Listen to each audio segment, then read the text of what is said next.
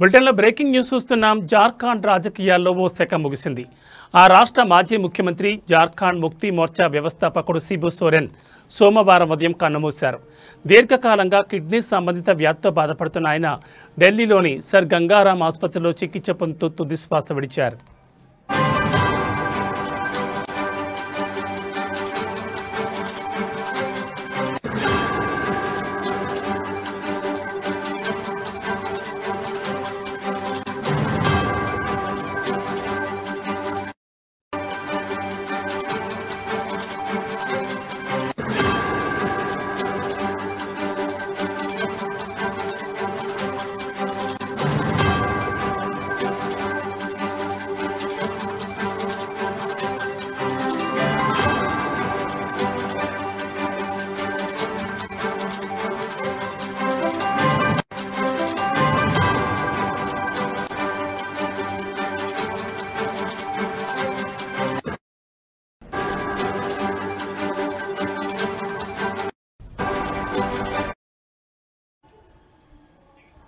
నెల రోజుల క్రితం స్ట్రోక్ గురైనప్పటి నుంచి ఆయన లైఫ్ సపోర్ట్ పైనే ఉన్నారు.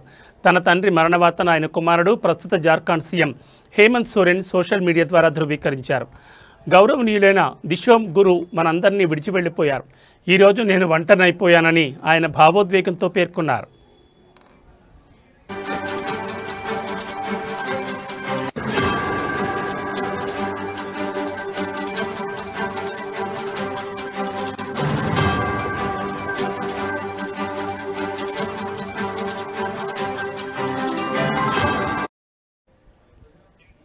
ప్రజలు గురూజీ అని, దిశోమ్ గురు అని ప్రేమగా పిలుచుకునే శిబు సోరెన్ జార్ఖండ్ రాష్ట్ర రాజకీయాలపై చెరగని ముద్ర వేశారు.